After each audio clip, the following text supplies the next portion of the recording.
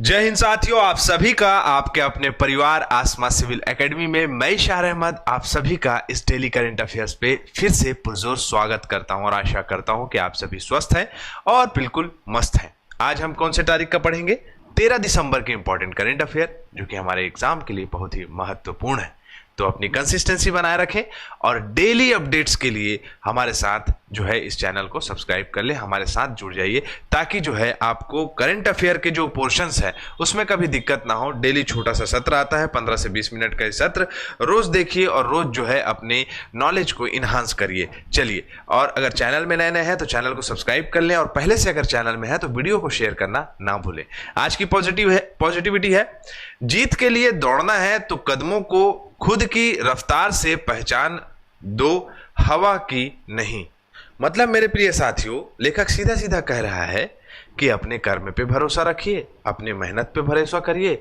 आपको किसी और के चक्कर में रह के अपने करियर का निर्धारण करने की कोई आवश्यकता नहीं है। मतलब सीधा सीधा ये है कि आप अपने कर्म पे मेहनत करिए, अपने कर्म पे भरोसा रखिए और अपने डिसीजन पे भरोसा करते हुए बेहतर तरीके से, अच्छी तरीके से कंसिस्टेंसी बना के अपने मेहनत करते जाइए और सफल होइए। ठीक है, चलिए अपना सत्र प्रारंभ करते हैं।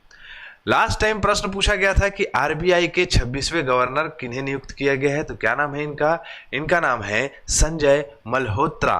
ठीक है, यामिनी चंदेल ने जवाब दिया है संजय मल्होत्रा, वेरी गुड। कल्याण साहू जी ने भी सही जवाब दिया है संजय मल्होत्रा। सूर्या ठाकुर जी ने भी जो जवाब दिया है संजय मल्होत्रा 26वें क्रम के, very good. Roshni Dewangan Sanjay Malhotra, very good. Yogesh Mathur, good morning, very good morning Yogesh, और आपका स्वागत है। आपका जो है आप अपनी कंसिस्टेंसी बनाए रखें। शशि टंडन जय मल्होत्रा शक्तिकांत दास की जगह लेंगे। आरबीआई 1 अप्रैल 1935 को स्थापना हुई है, मुख्यालय मुंबई में है, वेरी गुड, क्या बात है। हमेशा जो है स्टैटिक पोर्शन भी बताता हूं तो शशि ने वो भी जवाब दिया है, वेरी गुड।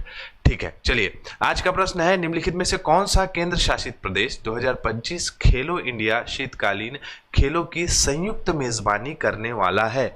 तो मैं आपको बता दूं मेरे प्रिय साथियों कि संयुक्त रूप से भारत में कितने केंद्र शासित प्रदेश और कितने राज्य हैं? तो 28 राज्य और 8 केंद्र शासित प्रदेश। इनमें से जो सबसे बड़ा केंद्र शासित प्रदेश है वो है लद्दाख, है ना, और जम्मू कश्मीर। ये जो है जम्मू कश्मीर जो है बड़ा केंद्र शासित प्रदेश लद्दाख है ना, जम्मू कश्मीर को ऐड नहीं करिएगा। तो लद्दाख और जम्मू कश्मीर में खेलो इंडिया शीतकालीन सत्र स्टार्ट हो रहा है 2025 का। ये दोनों जो है इस खेल की मेजबानी करने वाले हैं। क्लियर है? तो आइए देखते हैं। जैसा कि आप सभी को पता है कि मैंने बताया कि दोनों केंद्र शासित प्रदेशों में ये आयोजित कराया जा रहा है। 11 दिसंबर 2024 को केंद्रीय युवा के मामले खेल मंत्री के द्वारा इसे घोषणा की गई थी और 2024 का संस्करण भी लद्दाख और जम्मू कश्मीर में संयुक्त मेजबानी की गई थी और इस बार भी यही हो रहा है। ठीक है, चले आगे। और अगर हम बात करें कि इसका खेलो इंडिया का जो स्थान है, वही बार बार बता रहा हूँ, गुलमर्ग जम्मू कश्मीर में आयोजित कराया जाएगा।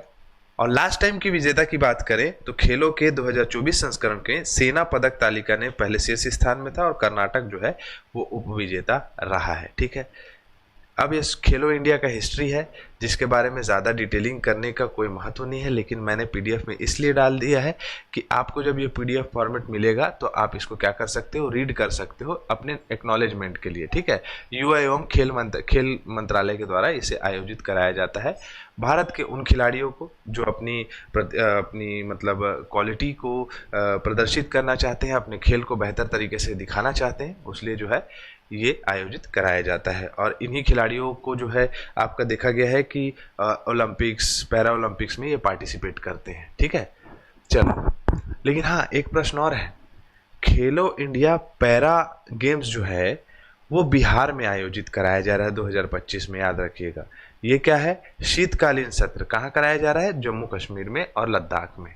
चलो, निम्नलिखित में से किसे 15वीं महाराष्ट्र विधानसभा का अध्यक्ष चुना गया है? क्या नाम है इनका? इनका नाम है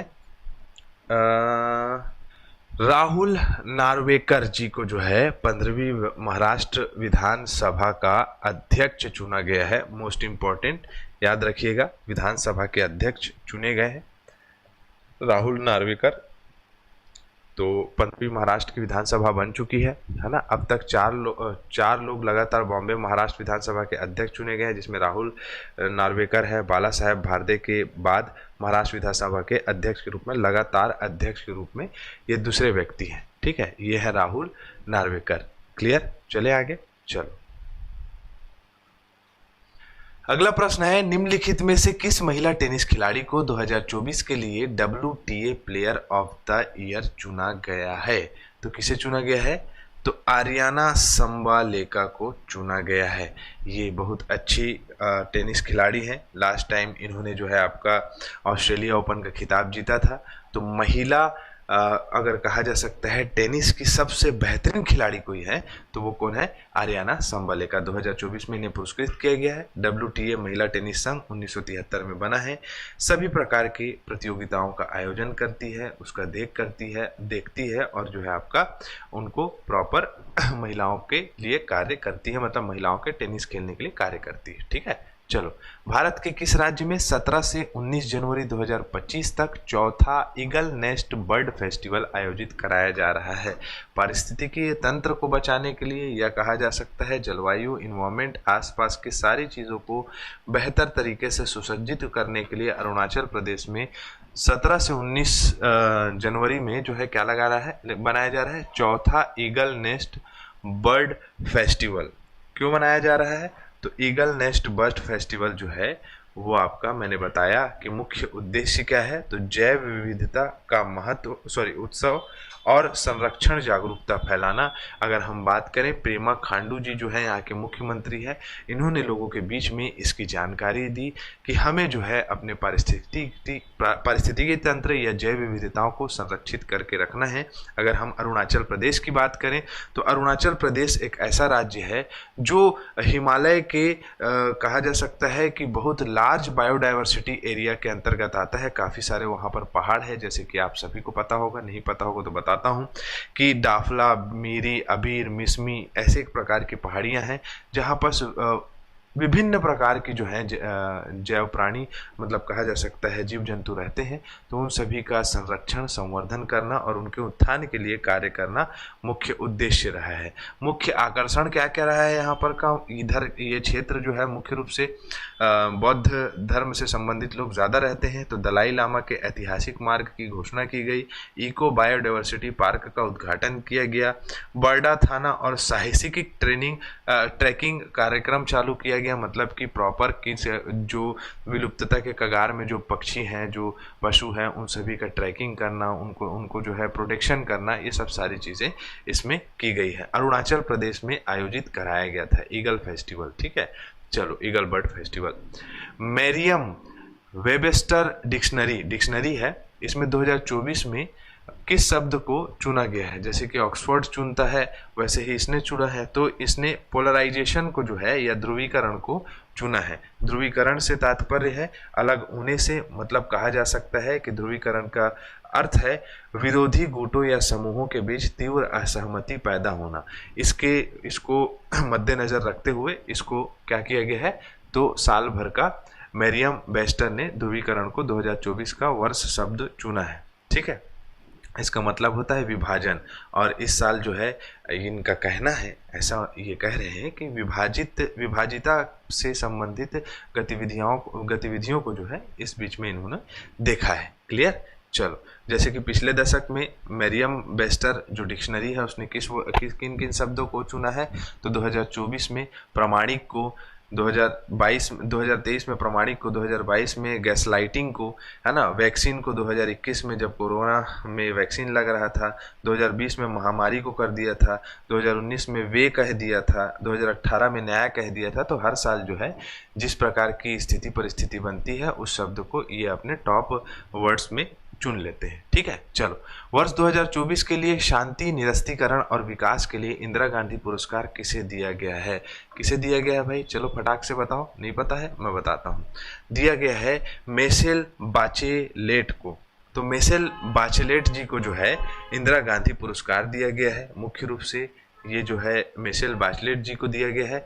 अर्जेंटीना के डेरियल बेरेनबोई और फिलिस्तीन के अली अबू अवाद को संयुक्त रूप से शांति निरस्तीकरण का इंदिरा गांधी पुरस्कार 2023 दिया गया था। इस बार जो है 2023 के लिए दिया गया है और मिशेल बैचलेट जी को इस साल इंदिरा गांधी पुरस्कार दिया गया है। तो ये बहुत ज़्यादा इंपॉर्टेंट हो जाता है, इसमें जो है इंपॉर्टेंट लगा लो। यहाँ से इंदिरा गांधी पुरस्कार किसे मिला है तो सीधा सीधा प्रश्न पूछेगा, तो भटकना नहीं है आपको, ठीक है। चले आगे, किस किस क्षेत्रों में दिया जाता है। वैसे इसकी अगर बात करें कि इनकी विशेषता क्या है, इन्होंने किस क्षेत्र में जो है कार्य किया है, तो लैंगिक समानता, मानवाधिकार और लोकतंत्र में सुधार के लिए इन्होंने कार्य किया है, उस क्षेत्र में इन्हें दिया गया है। शांति निरस्तीकरण और आपका निशस्त्रीकरण और विकास के लिए इंदिरा गांधी पुरस्कार दिया जाता है। यह महान प्रधानमंत्री श्रीमती इंदिरा गांधी के नाम पर दिया जाने वाला एक वार्षिक पुरस्कार है। 1986 में इसकी शुरुआत हुई है। इंदिरा गांधी मेमोरियल ट्रस्ट के द्वारा प्रदान किया जाता है। हर जिसको भी चुना जाता है उसे 25 लाख रुपए दिया जाता है। क्लियर। चले आगे बढ़ते हैं। संविधान के किस अनुच्छेद के तहत राज्यसभा के सभापति जगदीप धनखड़ के खिलाफ में जो है अविश्वास प्रस्ताव आया है? तो क्या है भाई, 67B। क्या है? आर्टिकल 67B के तहत क्या है ये, तो उपराष्ट्रपति पे अविश्वास प्रस्ताव का प्रावधान है। इसके तहत जो है आपका इंडिया अलायंस ने राज्यसभा के सभापति जगदीप धनखड़ के खिलाफ अविश्वास प्रस्ताव किया है। 70 से ज़्यादा सांसदों ने इसमें सिग्नेचर कर दिया है। 14 दिन की अभी मोहलत रहेगी, उसके बाद जो है ये पारित होता है या नहीं होता है ये देखा जाएगा। ये अविश्वास प्रस्ताव की कंडीशन है। अनुच्छेद 67B क्या बोलता है, तो उपराष्ट्रपति के पद को हटाने के लिए प्रक्रिया निर्धारित करता है। राज्यसभा के सभापति ही कौन होते हैं, तो उपराष्ट्रपति ही होते हैं। तो मेरे प्रिय साथियों, इनके खिलाफ जो है आपका विश्वास प्रस्ताव आया है। अब आने का कारण क्या है, तो ये कह रहे हैं कि ये बायस्ड वे पे काम करते हैं, मतलब कि एक तरफा चीज़ों को सुनते हैं, सबका नहीं सुनते हैं। ठीक है, तो चलो अब देखते हैं आगे क्या होता है। तब जो आगे की प्रक्रिया होगी तो बताऊंगा। अंतर्राष्ट्रीय तटस्थता दिवस कब मनाया जाता है? 12 दिसंबर को। माधव गाडगिल जी जो है अनुभवी भारतीय पारिस्थितिकीविद को इन्हें जो है अर्थ चैंपियन अवार्ड मिला है। प्रधानमंत्री नरेंद्र मोदी जी ने बीमा सखी, यही नाम होगा, बीमा सखी बीमा कंपनी हरियाणा में पानीपत शहर में बीमा भारतीय जीवन बीमा निगम की बीमा सखी, सही तो बोल रहा था भाई, बीमा सखी योजना को स्टार्ट किया है। ठीक है। नई दिल्ली में international Bharat internet governance forum का 4था संस्करण आयोजित कराया गया था। नारकोटिक्स ड्रग्स आयोग के 68वें सत्र की अध्यक्षता भारत को चुना गया है।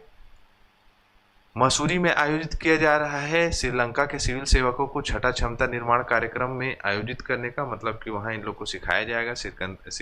आपका श्रीलंका के मतलब जितने भी सिविल सेवक हैं उन लोगों को, ठीक है, ट्रेनिंग दी जाएगी प्रॉपर। आप लोगों के लिए प्रश्न है, रूस द्वारा निर्मित कौन सा बहुउद्देशीय स्टील्थ गाइडेड मिसाइल फ्रेगेंट हाल ही में रूस के किलिनग्राद में यंतर शिपयार्ड में भारत नौसेना में शामिल किया गया है? बताओ इसका आंसर क्या होगा। हमारा सत्र यहाँ कंप्लीट होता है। इसी के साथ मैं इजाजत चाहूंगा। जय हिंद, जय भारत।